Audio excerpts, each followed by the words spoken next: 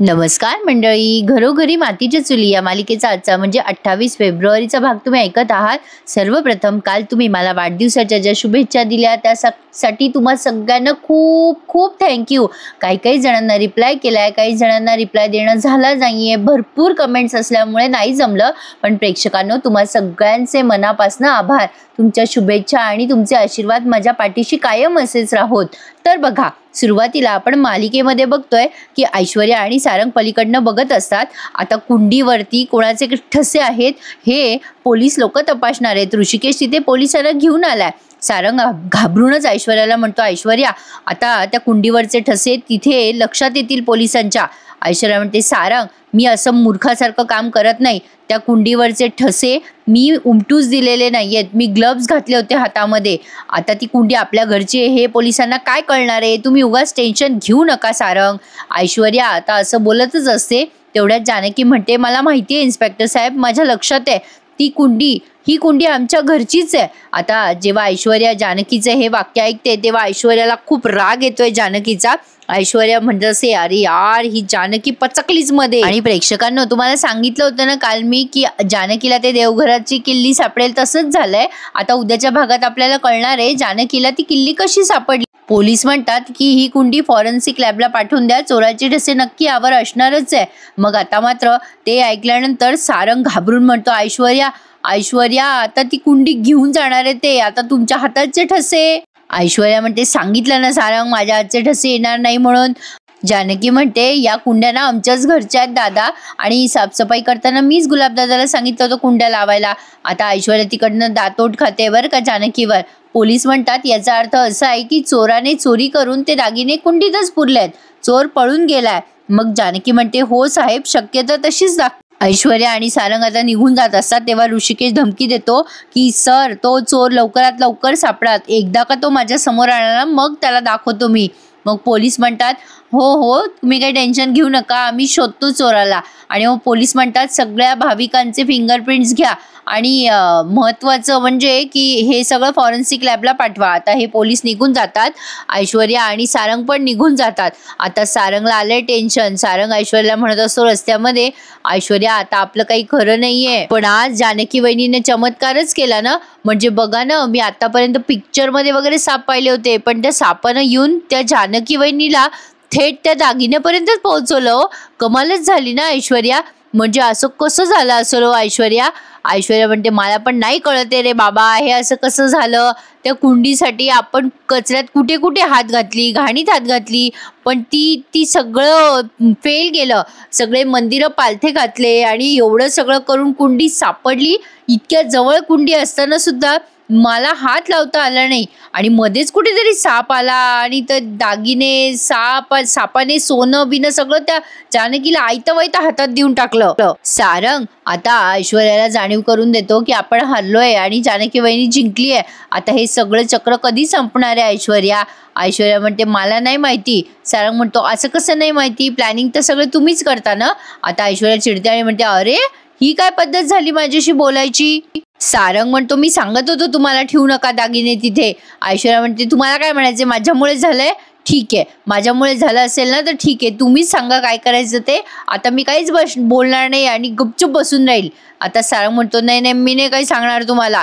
आता ऐश्वर्या म्हणते, नाही सांगाच तुम्ही. आता ऋषिकेश जानकीला भेटू का जाऊन, त्यांच्या पाया पडू का, त्यांना म्हणू का, भीक मागू का त्यांच्या समोर. अरे बाबा रे, आमच्याकडे पैसे नाहीये, तुमच्याकडे पैसे असतील तर द्या आम्हाला आमचं घर वाचवायला.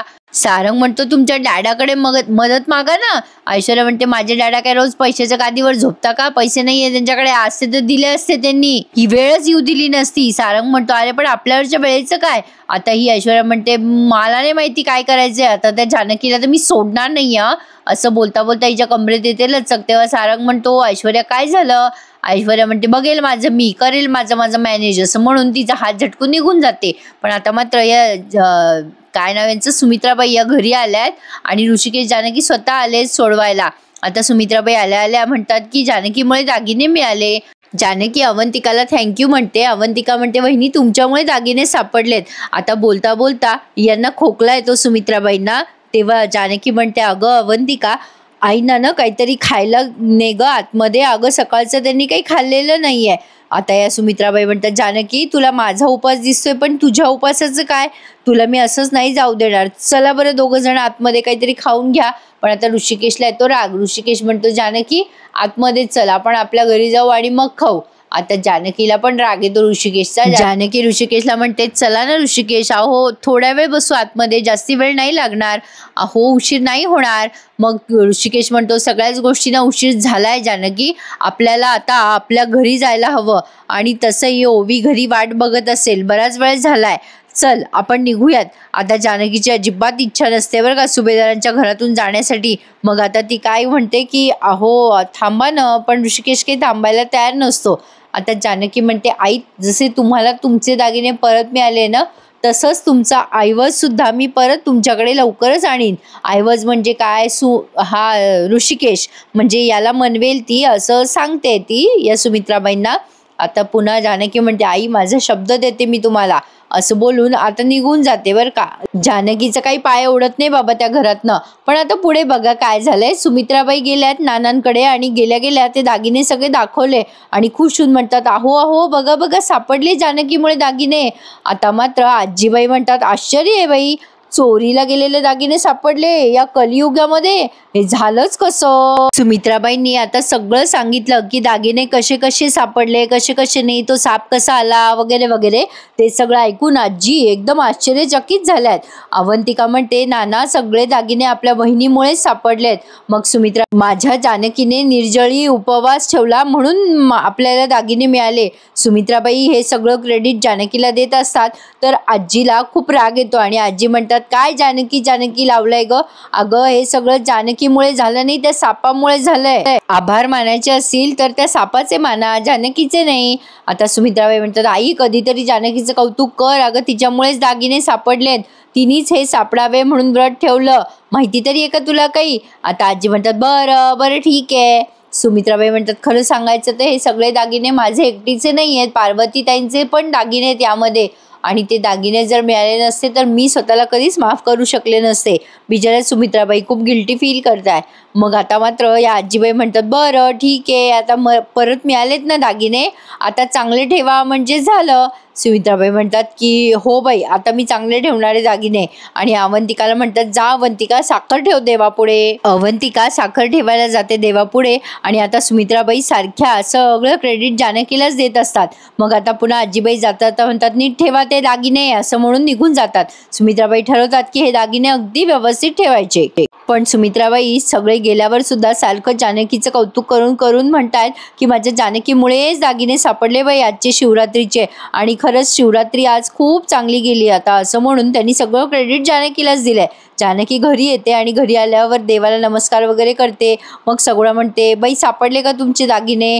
मग जानकी तिला झालेला सगळा प्रकार सांगते की हो ग सगुणा, सापडले दागिने. सगुणा म्हणते, बरं झालं, चला आता काय करते मी, घरी जाते, हातपाय तोंड धुवून फराळाचं करते, मला भूक लागली असेल. जानकी म्हणते, अगं इथेच कर ना फराळाचं. सगुणा म्हणते, नको, हे माझी वाट बघत असतील ना घरी वहिनी, मला जावं लागेल.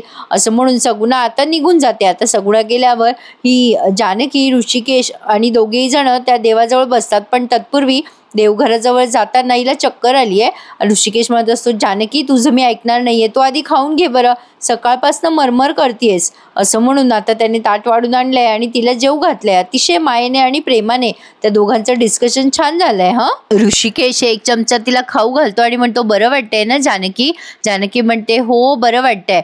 आता ऋषिकेश म्हणतो, किती धावपळ करतेस ग दिवसभर?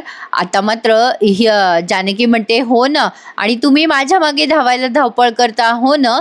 आता ऋषिकेश काहीच बोलत नाही आणि शांत बसतो. मग आता सुमित्राबाई सांगतात सगळा थरार, सापाचं असं झालं तसं झालं. मग आता सुमित्राबाई म्हणतात, हे तोंडातले शब्द आहेत नुसते तुझे, अगं असं काही घडलंच नसेल, श्रद्धा वगैरे असते पण ती देवावर. अगं तुमची श्रद्धा देवावर नाहीये, भूत पिशाच जादू टोण्यावर. अगं सापाला सुद्धा कैद करतात असे लोक. अगं सुमित्रे, ती जानकी तुला नजर कैदेत करेल, सापाला डोलवताना तसं डोलायला लावेल. तू तिच्या मध्ये जाऊ नको, हळूहळू अंगा खांद्यावरचे सगळे दागिने तू त्या जानकीला काढून देशील बघ तू. सुमित्राबाई चिडतात आणि म्हणतात, काय बोलतेस ग आई? मग सुमित्राबाई म्हणतात, काय ग, त्या जानकीला गळ्यावरचे दागिने कसे काय मिळाले आणि तुम्ही दोघं वकील असून तुम्हाला हा प्रश्न पडला नाही का? जानकीने हे दागिने चोरले असतील आणि मागे पुरले असतील म्हणून तुम्हाला का प्रश्न पडला नाही हा? मग आता सगळेजण विचार करायला लागतात. आता इकडे ऋषिकेश या जानकीला म्हणत असतो, दागिने सापडले ते बरं झालं. मग आता जानकी म्हणते, तुम्ही घरात आला असतात तर आणखीन बरं झालं असतं. आईंना किती बरं वाटलं असतं ऋषिकेश. ऋषिकेश म्हणतो, जानकी मी मेलो तरी त्या घरात पाऊल ठेवणार नाहीये. आता जानकी म्हणते, ऋषिकेश नात्यांपेक्षा शब्द मोठे नसतात. मोठी माणसं कधी कधी रागवतात, चिडतात, रागाच्या भरात कधी विसरून जातात काय आहे काय नाही. पण आपण असं लक्ष ठेवायचं, आपण वाईट गोष्टी नाही लक्षात ठेवायच्या. बघितलं ना आईंना किती प्रेम वाटत होतं, आपण दागिने आणले शोधून तर, आणि त्यांच्या डोळ्यात प्रेम दिसत होतं. आता ऋषिकेश म्हणतो, मला काही बोलवलं नाही रणदिवेबाईंनी घरामध्ये. जानकी म्हणते, असं का बोलतायत? आईला आपली सगळी लेकरं सारखीच असतात, त्या तुमच्याशी बोलायला येतच होत्या. इतक्या वेळात तुम्ही असं तुटक बोललात, मग त्या काय करणार होत्या सांगा बरं?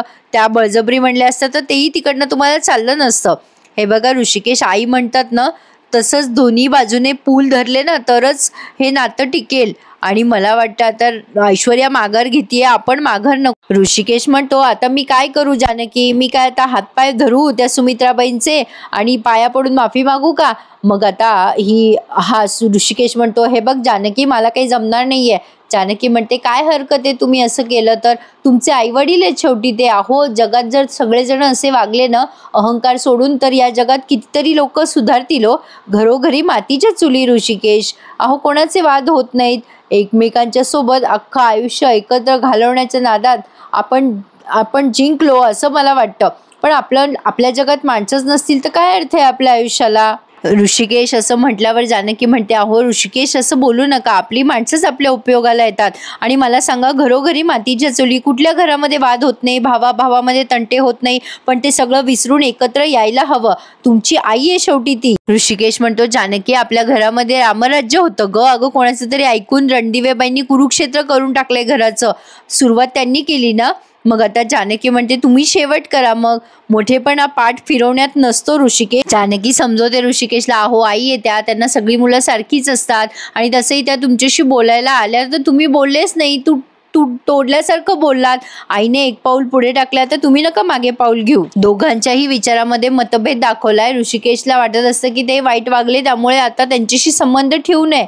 पण आता जानकी त्याला समजवते. तर आता या भागात बघा, या सीन मध्ये हे सगळेजण बसलेले असतात तेव्हा आजी म्हणते की काय ग अवंतिका, का बरं हसतेस मला? अवंतिका म्हणते, काय ना आजी, तुम्ही किती पॉइंटने बोलता ना म्हणून हसते मी. म्हणजे बघा ना, तुम्हाला वाटतंय जानकी वहिनीने चोरी केली तर?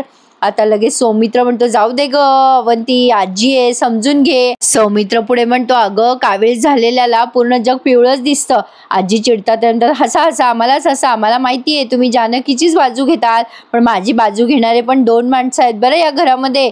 एक म्हणजे माझी गुंडी, दुसरा म्हणजे माझा सारंग. आता हे दोघं कुठे आहेत? तर गेलेत कचरा कुंड्या शोधायला. अजून तर काही कळलं नाही, यांना पण कळेलच. आता पुढे आजी म्हणतात, तुमच्याशी बोलण्यात काही अर्थ नाहीये, तुम्ही जानकीचाच उदो उदो करा असं म्हणून आजी तिथून आजी गेल्यानंतर सुमित्राबाई विषय काढतात सीसीटीव्हीचा आणि म्हणतात, अरे सौमित्र, आपल्या घरातले सीसीटीव्ही बंद आहेत रे. अरे ते चालू कर ना. ते चालू असते तर आपल्याला कळलं असतं चोराने पुढचे दागिने कशात लपून ठेवलेत तर. आता सौमित्र म्हणतो, कोणत्या कुंडीबद्दल बोलतेस तू? मग सौमित्राला कुंडीबद्दल कळतं तेव्हाच त्याला खटकतं की गुलाबने सकाळी सांगितलं होतं की ऐश्वर्या कुंडीच्या मागे गेली आहे. आणि सुमित्राबाई झालेला प्रकार सांगतात की त्या कुंडीमध्ये दागिने होते वगैरे वगैरे. हे सगळं ऐकून सौमित्राच्या पायाखालची जमीन सरकली आहे. सौमित्र विचार करतो, बाप रे, म्हणजे घरात चोरी करणारी दुसरी तिसरी कोणी नसून ही ऐश्वर्याच आहे. सौमित्राला गुलाबचं आणि त्याचं बोलणं आठवतं आणि आता तो ठरवतो की ऐश्वर्याला एक्सपोज करायचंय. आता जानकीच्या मदतीने कसं छान एक्सपोज केलंय तरी बघा. ऋषिकेश इकडे जानकीला म्हणत असतो, हे बघ जानकी, दरवेळेला ते संकटात सापडले की तू जाऊन त्यांना वाचवते, त्यामुळे त्यांना माहीत झालंय की आपल्यावर काहीही संकट आलं तरी जानकी आपल्याला मदत करणारच आहे. जानकी, तू विचार कर, ते परिस्थिती अनुरूप कसे बदलतात. आणि मला असं वाटतं की तू चुकीचा निर्णय घेतेस. त्यांचा अजूनही त्याच गोष्टीवर विश्वास आहे की हे सगळं तूच केलंयस. आणि मला ही गोष्ट खूप खटकते जानकी, मला नाही आवडत. अगं तुझी मदत घेतात आणि स्वार्थीपणा करतात ग, ते मला नाही पटत.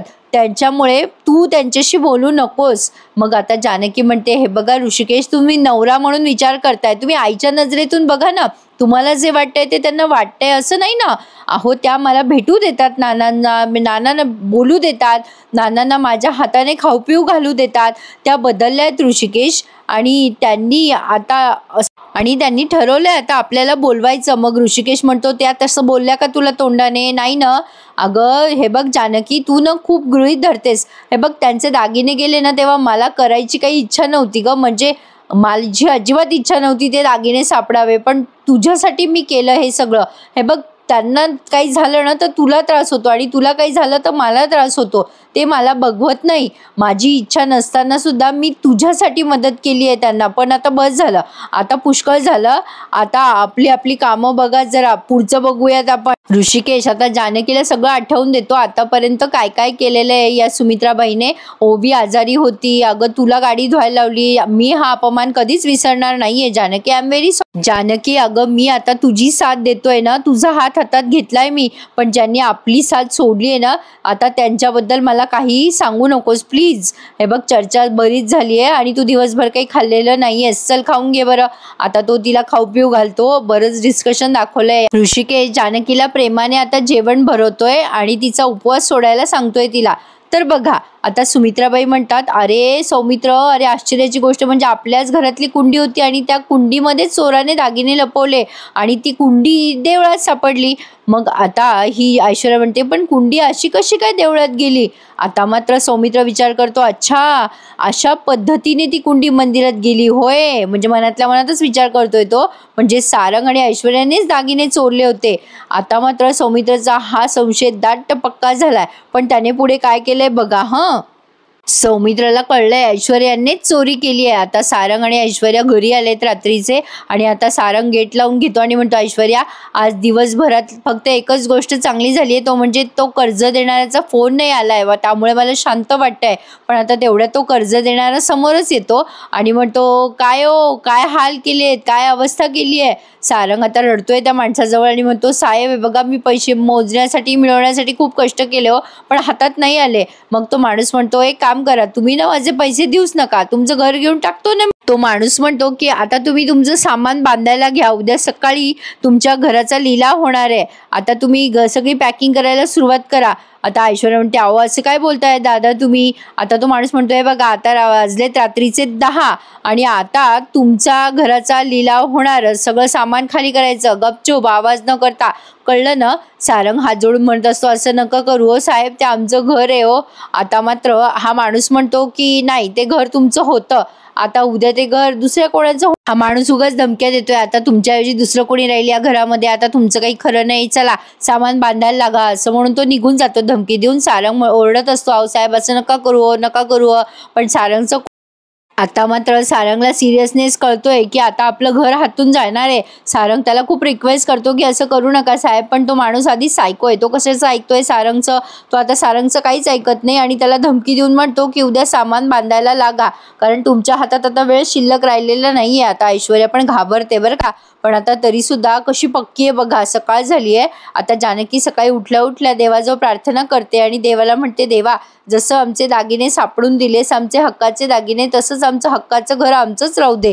देवाजवळ अशी प्रार्थना करतच असते. तेवढ्यात गुलाब येतो आणि म्हणतो, वहिनी साहेब आपल्या घराचा आज लिलाव आहे. जानकी अगदी मनोभावे सेवा करत असते, पण आता तेवढ्यात गुलाब दादा येऊन हे सगळं सांगतात की आपलं घर जाणार आहे वगैरे वगैरे. आता तो दिवा विझायला लागतो. जानकी खूप रडते आता आणि म्हणते, नाही देवा नाही, तो असं निष्ठूर नको वागूस रे, माझं घर दार सगळं माझ्यापासून हिरवून नाही घेऊ शकत तू. अरे माझ्या नात्याने मला ओळख दिली, माझ्या संसारामुळे मी अस्तित्वात आले, तू असं नाही करू शकत देवा, तू असं नाही करू शकत. एवढा कसं काय निष्ठूर होतोयस रे, माझी नाळ तुटली गेली आहे माझ्या सगळ्या घरामध्ये. गुलाब म्हणत असतो, जानकीला काहीतरी करा वहिनी, आपलं घर वाचवा. आता जानकी बघा काय करते, कारण आता उद्याच्या भागात दाखवलंय त्यांनी, तिला ते देवघरातले डॉक्युमेंट्स सापडतात. मग आता सारंग इकडे ऐश्वर्याला म्हणत असतो, काय करायचं ऐश्वर्या, आता आपलं घर जाईल, काय करायचं.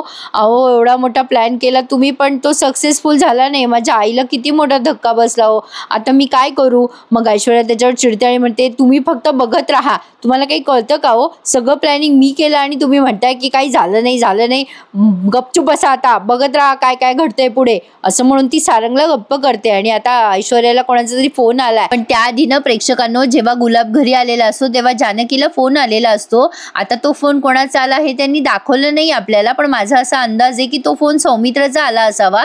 ऐश्वर्याने चोरी केली आहे ते सांगण्यासाठी तुमचा अंदाज काय मला कमेंट करून नक्की कळवा. आता जानकी ठरवते की ऐश्वर्याला अद्दल घडवायची. सारंग रडत असतो, सगळं हातातनं गेलं, आता पुढे काय होईल काय नाही. ऐश्वर्या म्हणत असते प्लीज रडू नका आणि अशी बडबड करू नका, काही झालेलं नाहीये, आपण पुन्हा दागिने चोरू. मग सारंग तिच्यावर ओरडतो आणि म्हणतो काय तुम्ही काय बोलताय, शुद्धीवर आहात ना, पुन्हा कशाला दागिने चोरायचे आहेत, मला नाही वाटत पुन्हा दागिने चोरता येतील. ऐश्वर्या म्हणते मग भुणभुण करू नका, शांत बसा, पुढे काय करायचे ते बघू द्या मला. आता ती असं बोलतच असते, तेवढ्यात तिला कोणाचा तरी फोन येतो आणि तिकडनं एक बाई फोनवर बोलते असं दाखवलं त्यांनी. आता ही बाई दुसरी तिसरी कोणी नसून जानकीच आहे. जानकी आता ऐश्वर्याला ब्लॅकमेल करत म्हणते ए बाई तुझं सगळं सत्य माहिती आहे मला. जानकी फोन करते ऐश्वर्याला आणि म्हणते काय हो बाई तुमचं सिक्रेट मला माहिती आहे बरं का. ऐश्वर्या म्हणते कोण बोलताय. मग तिकडनं जानकी म्हणते काय ना दागिन्यांपेक्षा खानदानी दागिन्यापेक्षा माझा वेळ लई महत्वाचा आहे हो. तुम्हाला जर जाणून घ्यायचं असेल तुमची व्हिडिओ क्लिप माझ्याकडे आहे तर इकडे या. ऐश्वर्या म्हणते कोणती व्हिडिओ क्लिप कसलं काय. आता ऐश्वर्या असं विचारणार तेवढ्यात तिकडनं फोन ठेवून दिलाय त्या बाईने. ऐश्वर्या घाबरते आणि म्हणते बापरे दागिन्यांपेक्षा मौल्यवान म्हणजे या बाईला मी चोरी करताना दिसले की काय, या बाईने माझा व्हिडिओ काढला की काय, म्हणजे मी केलेल्या चोरीचा व्हिडिओ समोर आला. बापरे मला आता त्या बाईला भेटावं लागेल असा विचार करते ऐश्वर्या. सारंग म्हणतो काय झालं ऐश्वर्या. ऐश्वर्या जोरात दचकते. आता सारंग म्हणतो काय झालं ऐश्वर्या सॉरी. मग लगेच ऐश्वर्या म्हणते काय काही नाही झालं, माझं ना काम आहे जरा बाहेर, मी आलेच. सारंग म्हणतो मला सांगा ना कुठे चाललात, मी येतो. मग आता ऐश्वर्या ओरडते आणि म्हणते मशनात चालले मी, मागे मागे मागे मागे शेपट्यासारखे येऊ नका असं म्हणून ऐश्वर्या सारंगला टाळते आणि आता तिथून तळक बाहेर येते. कोण बाई आहे ते बघते ती. आता तिथे एक बाई उभी असते तोंडाला रुमाल बांधलेली. ऐश्वर्या तिच्या जवळ जाते आणि म्हणते कोण आहेस ग तू, अगं बोल तुझ्याकडे काय माझा व्हिडिओ आहे का आलायस इथे, तू कशासाठी आली आहेस आणि काय ब्लॅकमेल करतेस का ग मला. ऐश्वर्या त्या बाईशी अशी बोलायला लागते. ती बाई असते पाटमोरी. जानकी म्हणते मी तुझ्याशी बोलते, तिकडे तोंड करून का उभी आहेस. हे बघ मी काही त्या दागिने बिगिने चोरलेले नाहीयेत कळलं का. आता जानकीने तिचा फोन बघ कसा उपडा ठेवलाय प्रेक्षकांनो, म्हणजे ऐश्वर्या जे काही कबुली जबाब देते ना ते सगळं आता ती रेकॉर्ड करते. जानकी आता म्हणते अच्छा मग व्हिडिओ दाखवू का. मग लगेच ऐश्वर्या म्हणते बरं बाई बरं मी कबूल करते, ते दागिने मीच चोरले, कपाटही मीच फोडलं आणि ते सगळे दागिने मी लंपास केले, कुंडीमध्ये मीच ठेवले. पण तुला कसं माहिती ग, कारण मी जेव्हा कपाट उघडलं चोरी केली तेव्हा मी सगळ्यांना बेशुद्ध पाडलं होतं, कोणीच जागं नव्हतं, कोणालाच माहिती नव्हतं मी काय करते आणि काय नाही, कोणी चोरी केली तुला कसं कळलं. आता मात्र जानकी तिच्याकडे बघते आणि तिच्या तोंडावरचा रुमाल काढते. ऐश्वर्या आधी म्हणत असते अगं बोल ना. जानकीने सगळं रेकॉर्ड केलंय बरं का. ऐश्वर्या म्हणत असते तू अशील ग स्मार्ट, मी पण ऐश्वर्या सयाजी विखे पाटलाची मुलगी. आता जानकी तिच्याकडे बघते आणि तिने दिलेला कबुली जबाब तिलाच दाखवते आणि सगळी व्हिडिओ क्लिप पाहिल्यावर ऐश्वर्या घाबरते. आता जानकी म्हणते कळलं ना तुला आता मी कोण आहे ते. असं म्हटल्यावर हा एपिसोड त्यांनी इथेच संपला आणि प्रेक्षकांना असं नाही वाटत आहे का की ऐश्वर्या खूपच अलगदपणे या प्लॅन मध्ये अडकली. जरा फेक वाटला मला हा प्लॅन जानकीचा, पण असो बघूयात पुढे काय काय घडतंय. पुढच्या भागात त्यांनी दाखवलंय की नाना सारंगला कडं कुलूप किल्ली याबद्दल सांगतात तर ऐश्वर्याला तो जाऊन सांगतो आणि ऐश्वर्या म्हणते मला नाही माहिती हे कडं कुलूप किल्ली काय आहे. आता सुमित्राबाई म्हणतात आपल्या घराला कसं वाचवायचं, तेव्हा नाना सांगत असतात सारंगला सगळं, पण सारंग हे सगळं ऐश्वर्याला जाऊन सांगतो पण ऐश्वर्याला ते कळतच नाही. पण जानकीला मात्र ते बरोबर कळतं आणि ती ते देवघराचं दार उघडते. ओवी आणि ती दोघी जणी मिळून ते दार उघडतात आणि अशा पद्धतीने ती या रणदिव्यांचं घर वाचवते. मला असं वाटतं प्रेक्षकांनो त्यामध्ये जे कागदपत्र आहेत त्यामुळे ते घर ऋषिकेशच्या नावावर आहे. सारंग आणि ऐश्वर्याला अटक होईल, फसवणूक केली त्यामुळे आणि यांचं घर वाचेल, कारण घरच जर सारंगच्या नावावर नसेल तर घराचा लिलाव कसा होईल असं मला वाटतंय. तुमच्या कमेंट्स मला नक्की कळवा. आजचा भाग कसा वाटला सांगा. भेटूयात उद्या. प्रेक्षकांनो पुन्हा एकदा तुम्ही दिलेल्या सगळ्या शुभेच्छांसाठी मनापासून खूप खूप आभार. भेटूयात उद्या. तोपर्यंत चॅनलला सबस्क्राईब करा. धन्यवाद.